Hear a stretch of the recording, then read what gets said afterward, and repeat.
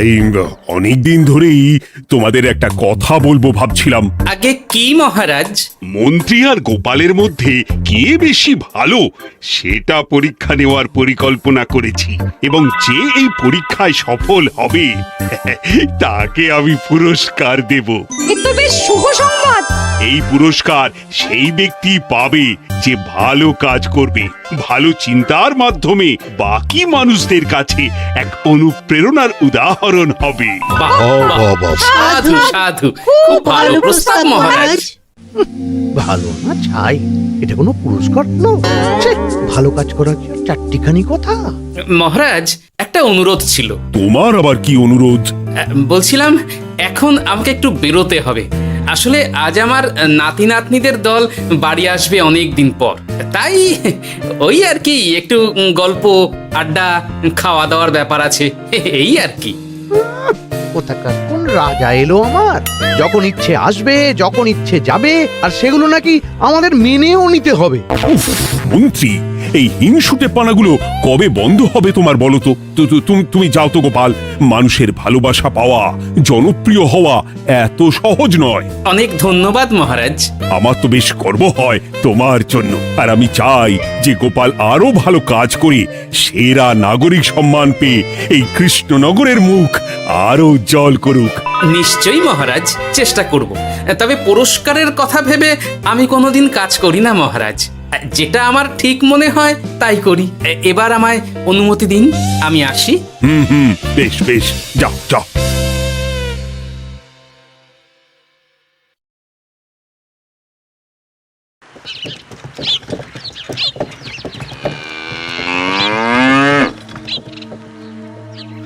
সেরা নাগরিক সম্মান সেটাও নাকি পাবে ওই গোপাল। বাবা, মহারাজের কি আদিক্ষেতা গোপালের প্রতি, দেখেও গা জ্বলে যায়। ও কি একাই আছে নাকি যে বেশি জনপ্রিয়? আমিও হব। হ্যাঁ, কি করি কি করি, যাই একটু গোপালের বাড়ি উঁকি মেরে দেখে আসি যে কি এমন মহান কাজ করে।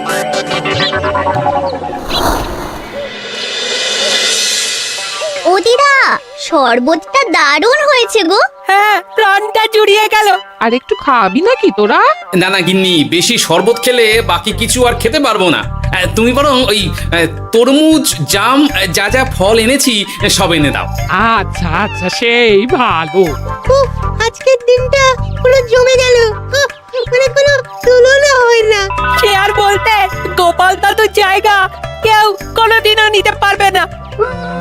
কয়জন দাদুকে দেখেছে ওরা জীবনে? এসব তো আমিও খাওয়াতে পারি, বেশি বাড়াবাড়ি। এই নে সোনারা আমার, তোদের জন্যই তো তোদের দাদু এসব এনেছে। হ্যাঁ, এই তোরা খা, কেমন লজ্জা করিস না কিন্তু। সে আর বলতে, ও দাদু তুমি এবার পরের গল্পটা বলো তো। কি ব্যাপার, মন্ত্রী মশাই হঠাৎ আড়ি পাচ্ছে কেন? কই গো দাদু, চুপ করে আছো যে? হ্যাঁ হ্যাঁ, বলছি। এবারে বুঝলি, এবারে তোদের একটা অন্যরকম গল্প বল। দূর, কি বলছে সব ঠিক করে শোনাও যাচ্ছে না। আর একটু ভালো করে উঁকি দি।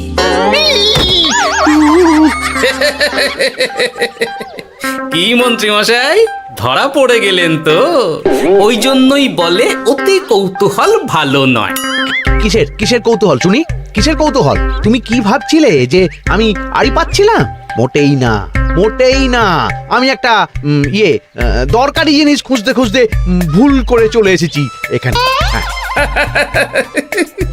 আপনি কত ধরনের ভুল করতে পারেন সেসব আমার জানা আছে মন্ত্রী মশাই। এখন আমি সব আপোষ করে নিচ্ছি।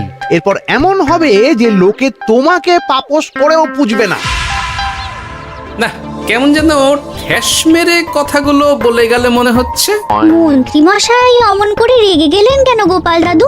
আমিও তো সেটাই ভাবছি রে। যাকে সেসব বাদ দে, নে আমরা বরং গল্পে ফিরি। সেই ভালো।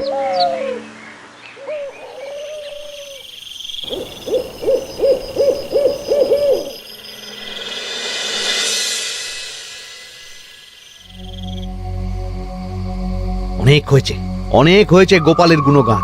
এবার থেকে আমিও এমন কিছু করব যাতে আমি গোপালের থেকেও বেশি জনপ্রিয় হই, কিন্তু তার জন্য গোপালের কাজকর্মের ওপর একটু নজর রাখতে হবে।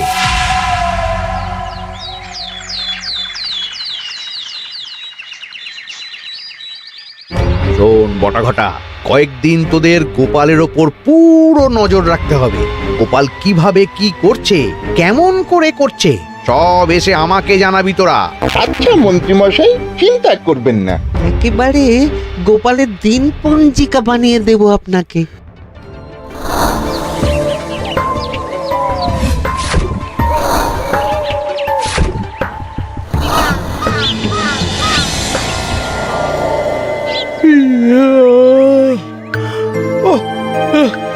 দুপুরের ঘুমটাও একটু ঠিক করে ঘুমোতে দিবি না রে তোরা? কি হয়েছে বল। আগে মন্ত্রীমশাই আপনিই তো বলেছিলেন। ঠিক আছে ঠিক আছে, ওহো বল কি হয়েছে। দেখে যা বুঝলাম গোপাল বড় উদার, পরোপকারীও। সে কাউকে ঠকায় না আর নিজেও ঠকে না। হ্যাঁ, সবাই তাকে খুব ভালোবাসে। হয়েছে হয়েছে, বুঝেছি। এবার থাম তো। গোপাল পরোপকারী? হাহ, এতদিন ও ছিল, কিন্তু এবার আমার পালা।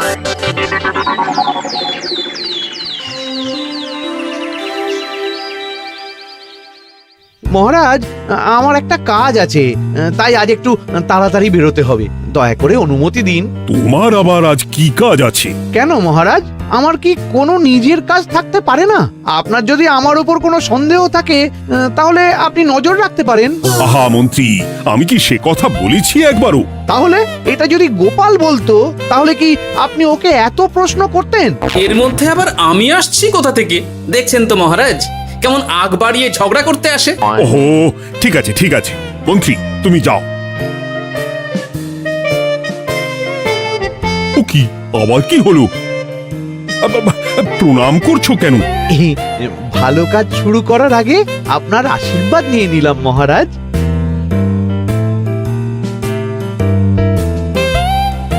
কিছু কি বুঝলেন মহারাজ?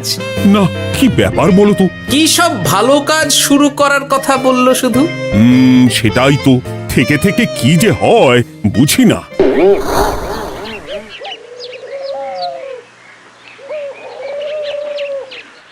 তা বলেছিলাম, সব মনে আছে তো?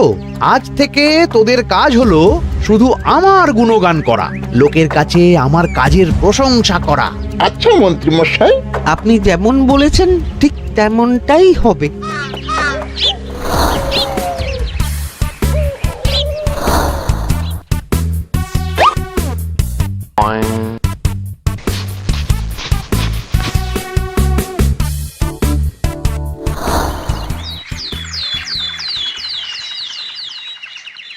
সত্যি কথা, মন্ত্রী মশাইয়ের মতো আর ভালো মানুষ হয় না।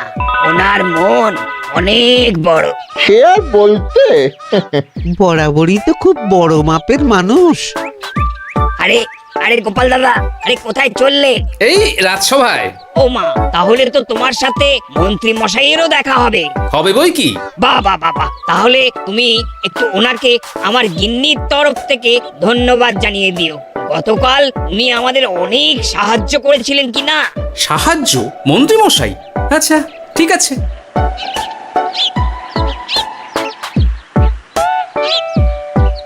কিরে, কোথায় যাওয়া হচ্ছে সব?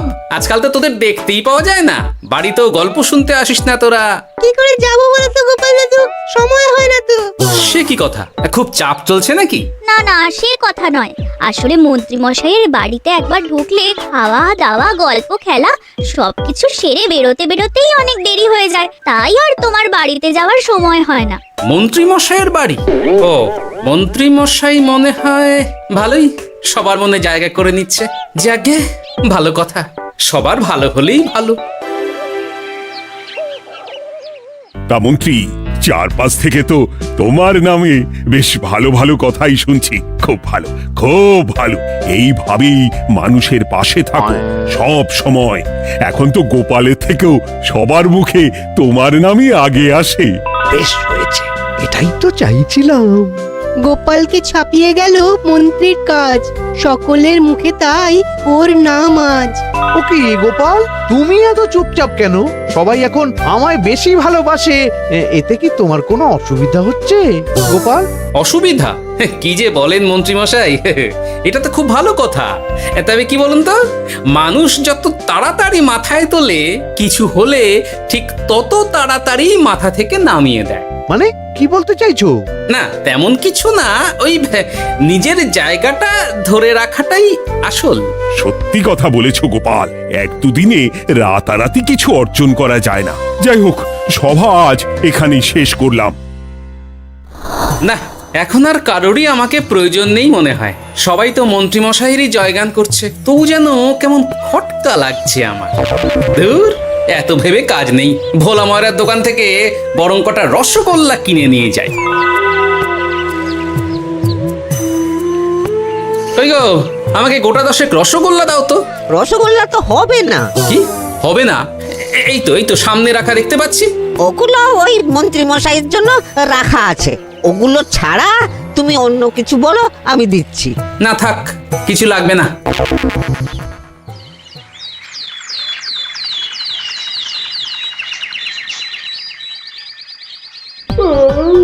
ও কি গো, বলি কত বেলা হয়ে গেল, তুমি এখনো রাজসভায় গেলে না? কদিন ধরে দেখছি কিছু হয়েছে, আর তোমার রাজসভায় বলি যেতে ইচ্ছে করে না বুঝি? না না, সেরকম কোনো ব্যাপার নয় গিন্নি। আমি দেরি করে যাই কি তাড়াতাড়ি, কোনো কিছু তো আর কারো জন্য থেমে থাকে না, বলো গিন্নি? মন্ত্রীমশাই তো আছেন, তাহলেই চলবে। এ আবার কেমন কথা? কিছু না, আমি বেরোলাম।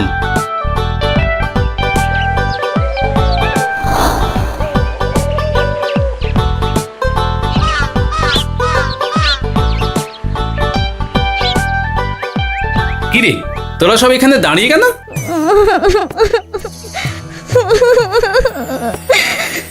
আমরা সব পরীক্ষায় শূন্য পেয়েছি, তাই আমাদের শাস্তি দিয়েছে। আসলে আমরা এতদিন কোনো পড়াশোনা করিনি তো বাড়িতে, পুরো সময়টা শুধু ওই মন্ত্রী মশাইয়ের বাড়িতে মজা করে কাটিয়েছি, তাই এমন হয়েছে। তা নিজের ভুলটা যে বুঝতে পেরেছিস, এটাই অনেক। এই কারণেই বলে নিজের কাজ নিজেকেই করতে হয়, বুঝলি? এরপর মন দিয়ে পড়াশোনা করবি, সব ঠিক হয়ে যাবে।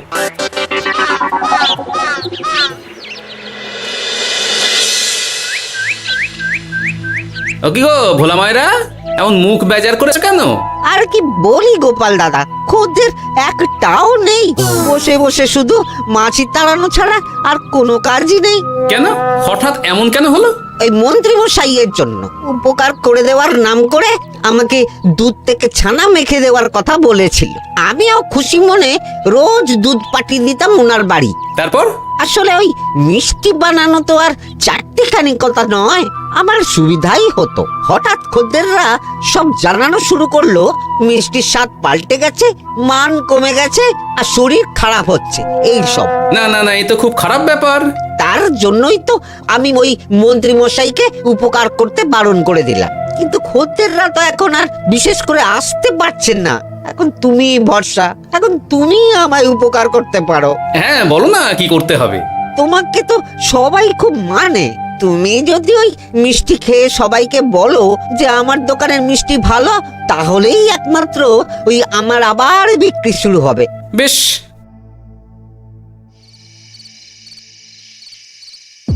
শোনো শোনো, তোমাকে না একটা কথা বলার আছে। কি কথা? তুমি ভালো মানুষই করছো, তাতে তোমার লাভ, আমার কি লাভ আছে তাতে? মানে তোমার আবার কি চাই? সোনার গয়না, আমার একটা নতুন সোনার হার চাই। হ্যাঁ, না দিলে কিন্তু আমি চলে যাব। ওই দেখো, আচ্ছা ঠিক আছে ঠিক আছে, দেবো। ও মা, তাই? সত্যি তুমি খুব খুব ভালো। আমি তোমাকে যতটা কিপটে ভাবতাম, তুমি ততটাও কিপটে না। না গিন্নি, তোমার গয়না আমি গড়াবো, কিন্তু খরচ আমি করব না। যাকে বলে মাছের তেলে মাছ ভাজা। সে আবার কি করে সম্ভব? তুমি দেখোই না।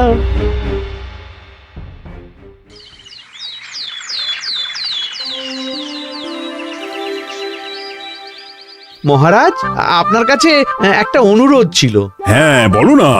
এই আগামী সপ্তাহে আমি সকলকে বিনামূল্যে বস্ত্র ও খাদ্য সামগ্রী বিতরণ করতে চাই। আর তার জন্য আমার ইচ্ছা যে আপনি সেখানে প্রধান অতিথি হয়ে আসুন।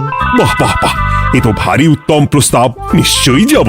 অনেক ধন্যবাদ, এই তো আমার পরম সৌভাগ্য মহারাজ। কি খুশি তাহলে? এই আর একটা কথা, মানে বুঝতেই তো পারছেন অনেক খরচ, তাই অল্প পরিমাণ যদি মোহর, মানে আপনার যেটা ভালো মনে হয়। বুঝেছি বুঝেছি, আর বলতে হবে না। আপনি মহান মহারাজ, আজকে বুঝতে পারলাম আপনি সকলকেই সমান চোখে দেখেন। কি হয়েছে গো, তোমরা সকলে এখানে? বড় বিপদে পড়ে এসেছি গো দাদা। কি হয়েছে একটু খুলে বলো দেখি। মন্ত্রী মশাইয়ের অতি উপকারের ঠেলায় আমাদের সকলেরই বড় সমস্যা দেখা দিয়েছে।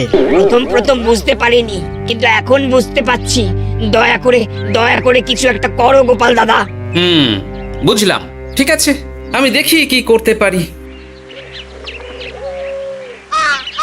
যা বুঝছি, কিছু একটা করে মন্ত্রীমশাইয়ের উপকার থেকে সকলকে বাঁচাতেই হবে। কিন্তু কি করি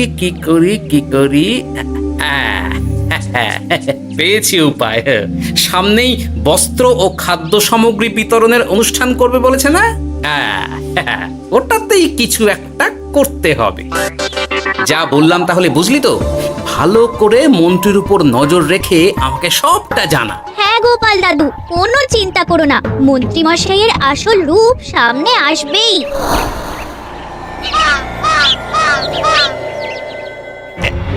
এই নে আগাম কিছু মোহর। সামনের অনুষ্ঠানের জন্য সব থেকে খারাপ মানের কাপড় ও আনাজপাতির বায়না দিয়ে আসবি।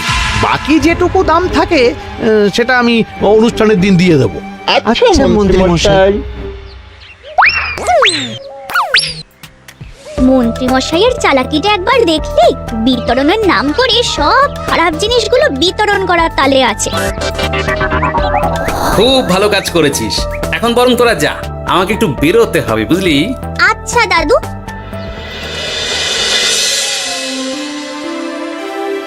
তুমি সত্যি বলছো গোপাল? এত বড় বিশ্বাসঘাতকতা! আমার থেকে মোহর নিয়ে, আমার হাত থেকে উপহার নিয়ে আমার প্রজাদেরই ঠকানো। এখনই তাহলে ওই মন্ত্রীকে ডেকে এনে শাস্তি দেওয়া হোক। না মহারাজ, মন্ত্রী মশাই যে শুধু আপনাকে ঠকিয়েছে তা নয়, মানুষের ভালোবাসারও দাম রাখেনি। সবকিছু সবার সামনে হোক। মন্ত্রী মশাইকে কি করে ফাঁদে ফেলতে হয় সে ব্যবস্থা আমি করে ফেলেছি মহারাজ।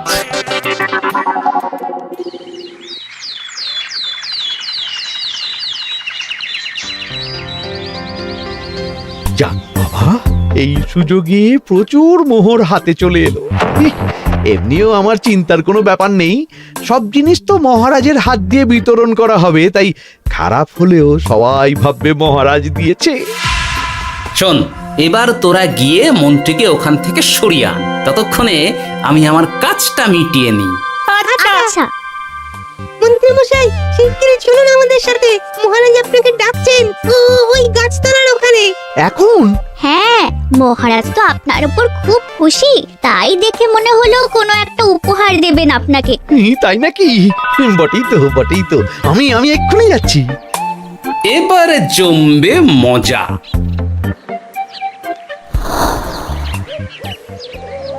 কই দেখি কেউ তো কোথাও নেই। আমাকে যে বললো মহারাজ ডাকছেন, ধুর, আমি বরং মঞ্চেই ফিরে যাই।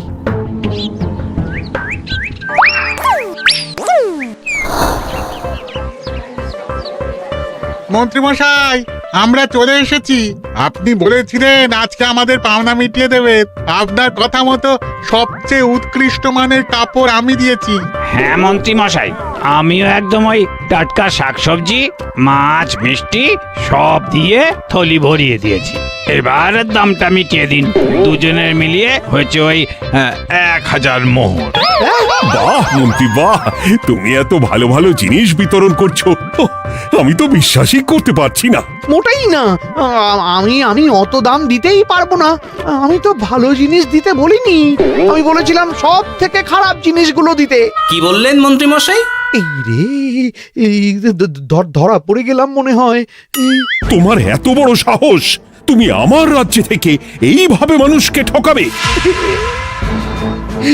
আমায় ক্ষমা করে দিন মহারাজ, আমি ইচ্ছা করে এমন করিনি। আর আমি কোনো কথা শুনতে চাই না। উপকারের নাম করে তুমি আমার প্রজাদের যা অপকার করেছো সব আমি জানি। তোমাকে শাস্তি পেতেই হবে। প্রহরী, বন্দি করো মন্ত্রীকে। মহারাজ, আর হবে না, আর হবে না মহারাজ, আর হবে না। ওই জন্যই বলে যেমন কর্ম তেমন ফল।